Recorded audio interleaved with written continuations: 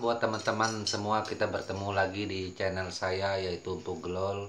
Seperti biasa saya akan membahas masalah budaya, masalah seni, serta alam Kalimantan yang terutama menyangkut tentang kita Kalimantan atau Borneo ini. Pada sesi ini saya akan mencoba menjelaskan dari request teman-teman yang ada kemarin. Salah satunya yang menanyakan yaitu, Bang Glol, bisa ndak mandau itu untuk membunuh hantu?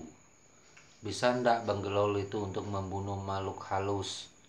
Itu kalau untuk membunuh manusia di zamannya itu tidak diragukan lagi, karena di zaman dulu kehidupannya memang seperti itu. Nah, jadi pertanyaan ini saya coba menjawabnya. Menjawabnya menurut cerita-cerita yang pernah saya dengar, menurut pengalaman yang saya dapat dari orang tua saya, dari kakek nenek saya, bahkan dari keluarga-keluarga yang ada di kampung kita yang bercerita masalah fungsi lain daripada mandau ini selain untuk bekerja, mempertahankan diri di zamannya, dan juga fungsi lainnya seperti itu. Jadi di zamannya mandau ini sangat dipercaya mempunyai kekuatan.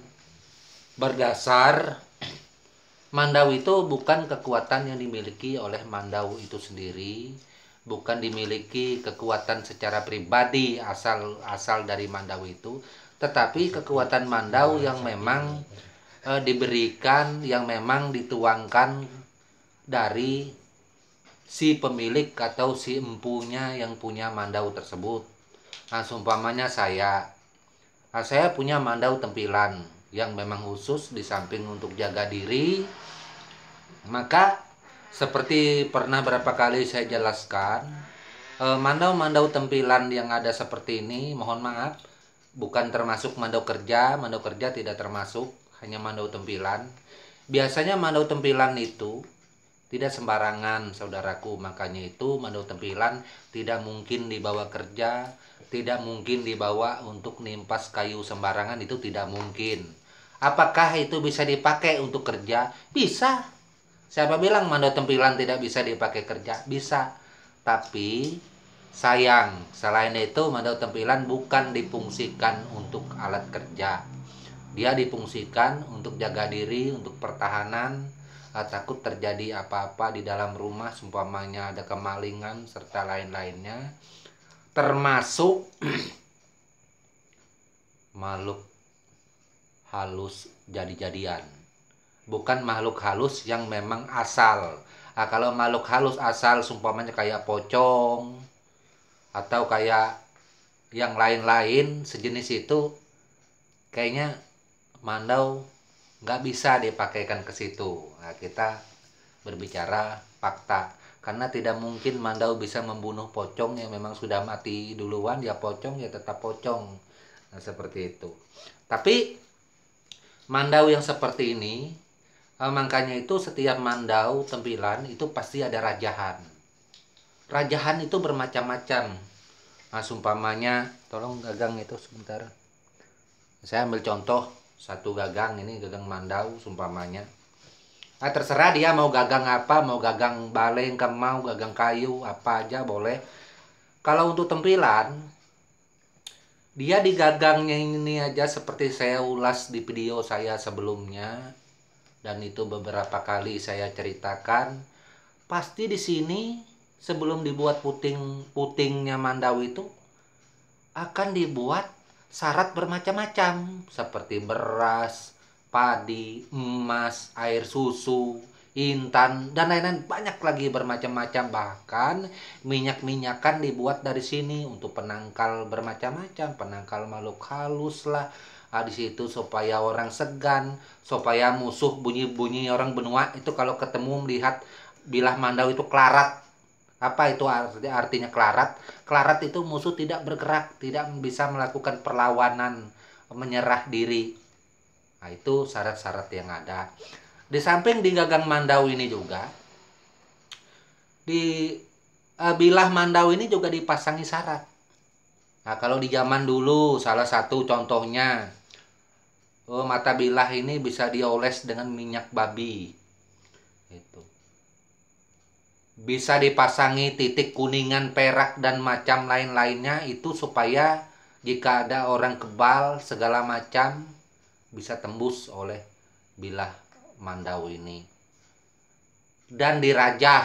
Nah, di mana letak rajahnya pada bilah mandau? Ya tergantung yang punya mandau, dia mau merajahnya di mana. Sumpamanya dia mau nulis di sini juga nggak apa-apa. Nah, tapi alangkah baiknya kebanyakan orang merajah mandau itu bukan di daerah sininya, tapi di sininya. Daerah sini sedikit. Dirajah mandau. Nah, jadi mandau-mandau yang berajah ini, menurut kami orang benua, sangat dipercaya.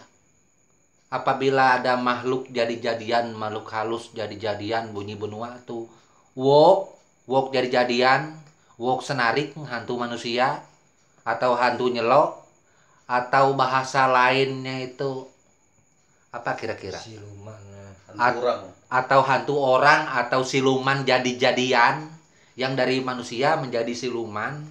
Nah, kalau itu ditebaskan, ditimpaskan pakai mandau yang tidak bersyarat, tidak akan kena. Karena makhluk halus jadi-jadian, siluman jadi-jadian ini, dia mempunyai kesaktian, dia kesaktian hantu tadi. Nah, tapi dengan mandau yang bersyarat, bilahnya, gagangnya, sarungnya, serta yang lain-lain, serta, mohon maaf diperkecil itu. Ya. Tolong diperkecil. Tolong diperkecil. Storing sebentar. Jadi lupa sampai di mana tadi. Di mana tadi? Hantu orang. Nah, hantu orang. Nah, jadi yang mempunyai mandau seperti itu biasanya juga kebanyakan orangnya juga bukan orang sembarangan. Nah, seperti saya sumpamanya Empu Gelol ini. Saya ini bisa belian, saya bisa ngobati orang sakit, saya bisa nawar orang, saya punya jimat bermacam-macam, dan saya punya mantra bacaan bermacam-macam, baik itu terhadap orang yang tidak kelihatan maupun terhadap makhluk halus jadi-jadian tadi.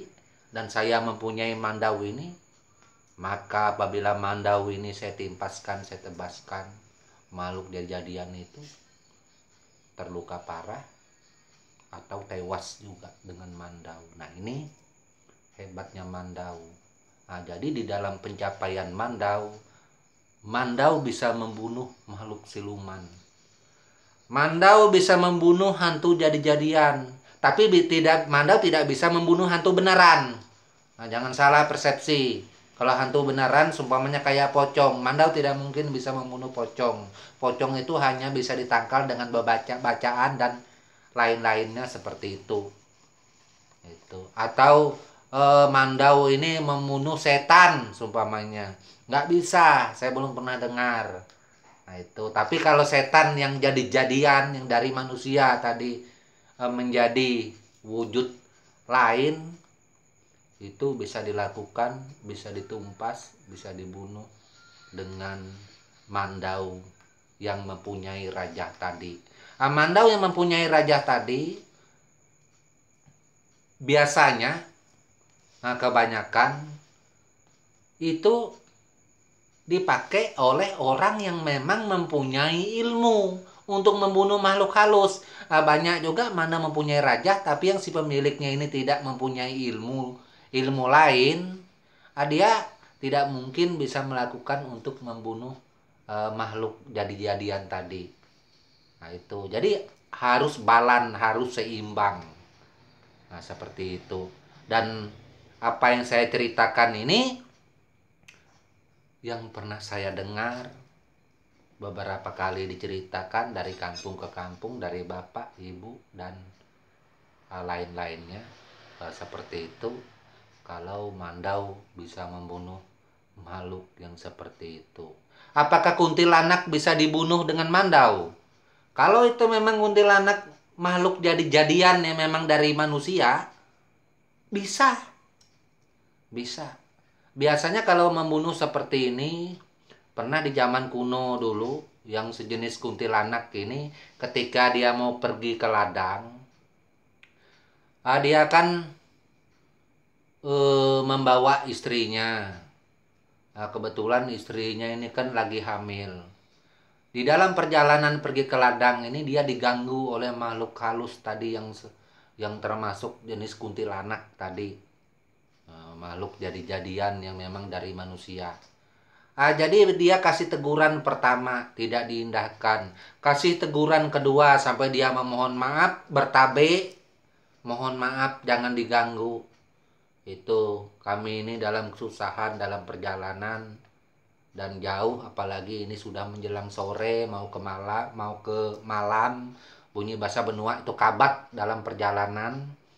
Tapi makhluk ini tidak mengindahkan. Akhirnya dia cabut Mandau itu tadi, ditebaskannya ke yang namanya makhluk yang sejenis kuntilanak tadi. Apakah kuntilanak tadi akan mati di situ? Enggak. Begitu kena, ada semacam kayak suara teriakan, hilang. Nah, begitu hilang, tidak lama kemudian, setelah mereka sampai ke ladang, besoknya mereka balik. Sebelum sampai ke kampung kelamin, mereka dengar suara pukulan palu, suara gong. Gong titi, bunyi benua. Suara genik. Gong kematian.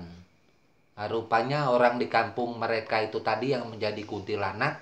Jadi setiap aturan orang kami Dayak ini, kalau mau ada orang meninggal atau mau memakamkan, itu pasti akan memukul gong. Itu mukul gong itu bukan hanya kampung itu dengar, kampung lain juga dengar. Jarak 1 kilo, 2 kilo bahkan lebih, itu bisa mendengar suara gong, ada pertanda orang meninggal. Jadi pukulan gong ini bukan hanya pertanda orang meninggal, pertanda ada musuh, pertanda ada masalah, ada rapat. Itu pasti ada pemukulan gong, tapi dia mempunyai irama serta musik tekanan pukulannya itu aja yang berbeda-beda. Nah, jadi untuk yang tadi suara gong kematian, dan benar orang yang dia timpa